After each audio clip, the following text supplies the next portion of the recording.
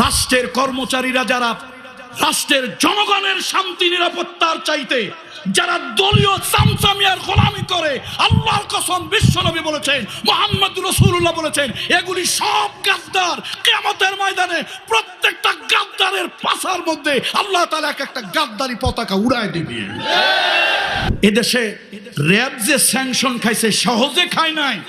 অন্যায় গুম আর খুন করার কারণে, পোশাক আর অস্ত্রের গরমে মানুষের উপরে নির্যাতন করার কারণে এই জালিমদের উপরে আরো বেশি কিছু হওয়া দরকার ছিল। দেখেন দেশ কোথায় গেছে, দেশ কোথায় গেছে। পুলিশে ধরছে, গাড়ি চেক করবে তো যে কোনো সময়, কেন এটা তাদের একটা নৈতিক দায়িত্ব, তারা চেক করবেন। আমি রাষ্ট্রের নাগরিক, আমার উচিত শান্তি শৃঙ্খলা নিরাপত্তার খাতিরে তাদেরকে চেক করতে দেওয়া। এটা উচিত না অনুচিত? অবশ্যই উচিত। যে কোনো দেশের জাতির স্বার্থে, নাগরিকের নিরাপত্তার স্বার্থে, কেন এরকম কোন দুষ্কৃতী গাড়ির মধ্যে মদ গাঁজা ইয়াবা অস্ত্র পাচার করতে পারে? আমি সবসময় আমার ড্রাইভার সঙ্গীদেরকে বলি, খবরদার যে কোনো সময় প্রশাসন যদি তোমাদেরকে এরকম কিছু বলে, তোমরা উল্টা সহযোগিতা করবে, তাদেরকে আরো বরং ওয়েলকাম করবে দেখার জন্য। তো আসলো, আমি পরিচয় দিলাম, ওনারা খুব একটা আগ্রহ দেখালেন না। গাড়ি দেখবেন, এই করবেন সেই করবেন, দেখে থাকে, আচ্ছা যাক ছেড়ে দিল। সামনে গেছি, র‍্যাব ধরলো। র‍্যাব মাইকে বলতেছি, কথা গোপনে নয়, যারা আছেন ভালো করে শোনেন, নোট করেন, কোড করেন, রেকর্ড করেন। আমি দেশের একটা নাগরিক। উনি এসেই বললেন, আপনার মোবাইলগুলি দেন, আমরা চেক করব। আমি বললাম, আমি কামরুল ইসলাম সাঈদ আনসারী, আমি মরহুম দেলোয়ার হোসাইন আনসারী রহমতুল্লাহ আলাইহির সন্তান। আমি একজন মিডিয়া ব্যক্তিত্ব, আমি একজন পীর, যদিও আমি পীর মুরিদি করি না। আপনি আমার মোবাইলটা দিয়ে কি করবেন? আমার আইডেন্টিটি নেবেন? আমার নামের স্পেলিং দিয়া আপনি গুগলে সার্চ দেন, হাজার হাজার লক্ষ কামরুল ইসলাম সাঈদের ছবি পাবেন। আপনি কেন উনি আমার মোবাইল দেখবেন? র‍্যাব তো এদেশে র‍্যাব যে স্যাংশন খাইছে সহজে খায় নাই। অন্যায় গুম আর খুন করার কারণে, পোশাক আর অস্ত্রের গরমে মানুষের উপরে নির্যাতন করার কারণে এই জালিমদের উপরে আরো বেশি কিছু হওয়া দরকার ছিল।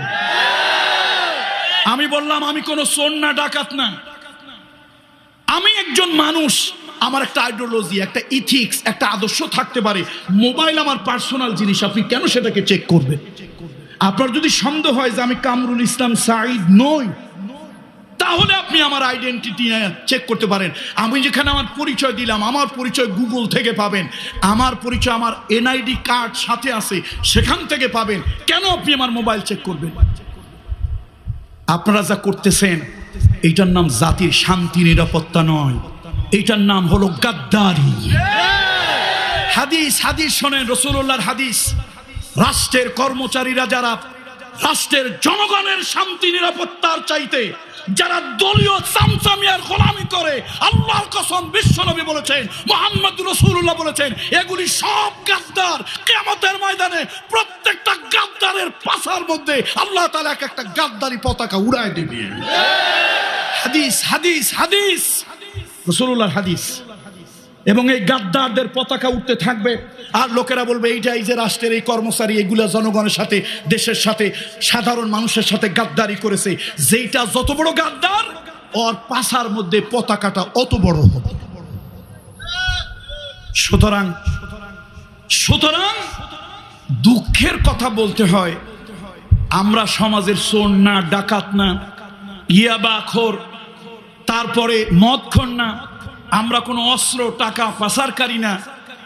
শেষ পর্যন্ত প্রশাসন আমাদেরকেও হেনস্থা করবেন রাস্তায় দাঁড় করিয়ে। তাহলে জাতির কাছে কোরআনের কথা বলতে কেমনে যাব? এতদিন এগুলো আমি কোনোদিন বলি নাই, কখনো বলি নাই। এটা দুঃখের যন্ত্রণায় বললাম। ছোট্টবেলা থেকে আব্বা মারা গিয়েছে, বাবা মারা গিয়েছে, বাংলাদেশ, বাংলাদেশের বাহিরে আলহামদুলিল্লাহ মরহুম আল্লাহর ওলির পরিচয় যেখানে দিয়েছি, সম্মান পেয়েছি। এখন কোন জমানায় আসলাম? কিয়ামত কি নিকটবর্তী হলো? এখন সম্মান নয়, এখন দল দেখে ইজ্জত দেওয়া হয়।